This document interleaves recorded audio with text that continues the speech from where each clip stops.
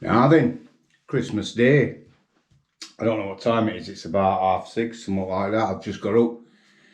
And I saw Charles's speech today, and I've seen some people ribbing him about not mentioning them two, that Harry and that other, what is we. Oh, so he shouldn't. He was talking about working royals. He talked about light, hope for future. And working royals is them we mentioned. William and his bird wife, and I don't think the other one should get a mention. I used to like him, to be truthful with you.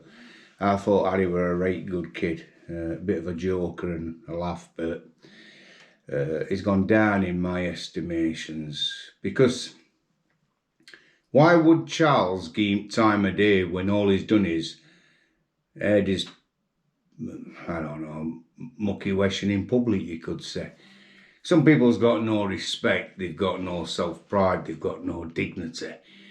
They're attention seekers, sadly. There's a lot of them about. Also,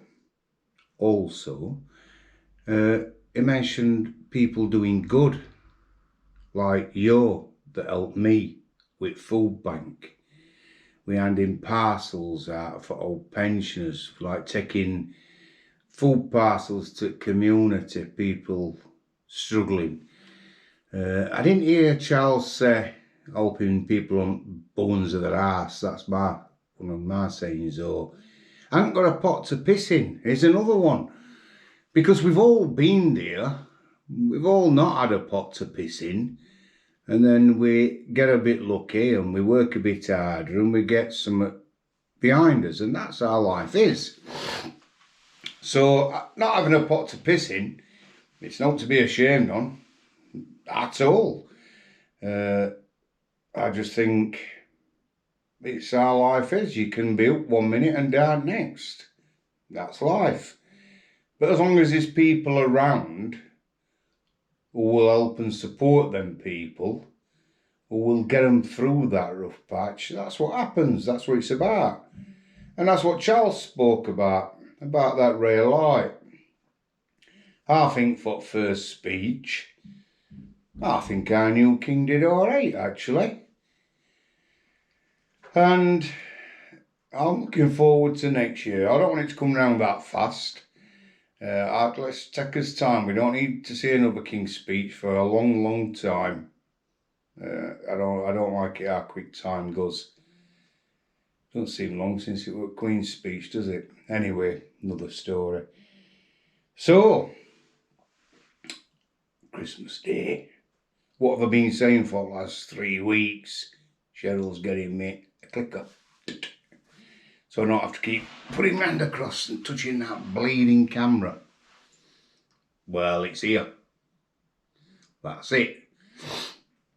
So now, I just click that and it turns it on and off. How good is that?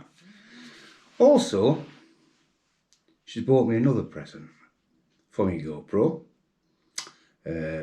So it's like this other screen. Because at the minute I'm just looking at like a little camera. But it's going to have this other screen, like, so I can see myself, what I'm filming, so you can actually see what you're putting on, which is brilliant. And it has to have this housing round this. I'll show you that another time. There's a name for it. But I'll be truthful with you, I haven't been up long. I had an hour. I was shattered. My wife did dinner. We were going to do it together today, and she started doing it an hour like a kid with a new toy, messing about with all my new presents. We both love Christmas. Cheryl a lot more than me. So I was just doing, Cheryl was doing dinner and I was messing about with toys and presents and that. And then we watched the film and we went to bed. We had half an hour, which for me turned into, oh God, 2.5 hours. Do you see Charles doing this on his speech? Do you? And it seemed like thinking, oh, God, shattered. He looked right smart studying his suit. I ain't even got a suit on. Look at this. Side t-shirt. Look. I have dress down days. Everybody like has a dressing up day. I see a lot of film directors always in the suits and looking smart. And it's lovely to look nice, obviously, but it's nice to dress down and all. This is my like relaxing time. So you're not getting me sat here in a shirt and a tie and all that unless we're doing something, going somewhere. I like to look smart when I'm going out, but when I'm in the house, this is my usual attire. You can tell I'm tired, can't you? Just go back to bed, I'm knackered. We were up early with Sid, our dog. He had us up early this morning, went for a walk. So, anyway, I hope you've all had a good Christmas. And that what Charles spoke about, that light, that ray of hope, I think it was absolutely bloody fantastic. Thought it were an amazing King's speech, really. I got everything what I wanted and more for Christmas, and what we don't think about is when we wake up Christmas Day morning is we're here. And that's a bonus just to start with. We're not going through a recent grief over, well, from 12 o'clock last night. Frightened me to in death. It's Cheryl. There's a window right up and it goes upstairs and she's just like peering through that window. Frightened me to death. Seriously. Anyway, what I was saying, 2 people were sadly brought into care today. 2 ladies, and my heart goes out to them families. And also Dave Hemmingham, because Dave's been in today because we had visiting. It's funeral industry is 24/7. It genuinely is. They talk about 4th emergency service. Well, try and get AAR if you have a problem. I'll tell you something. We were stuck for 3 hours on motorway. When somebody's family calls us, we go. That's it. So I think funeral industry should be classed as 4th emergency service. And you don't know what an emergency and what a feeling that is till you've lost someone. Anyway, I'm going to set it out and I'm going to have some pudding. Better like a pig today. It's been amazing. So, Cheryl, are you going to come and say goodbye?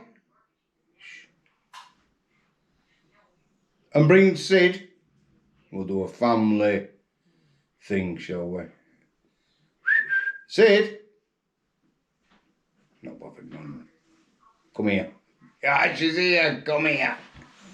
So, from me, from my wife, the most amazing woman ever, and from my dog, Sid. We wish each and every one in you a fantastic new year. It's not going to be any better than last one. We just got to struggle through it and make most of it. All right, look after yourself. Now watch this. Thanks to my darling wife. Goodbye, everyone.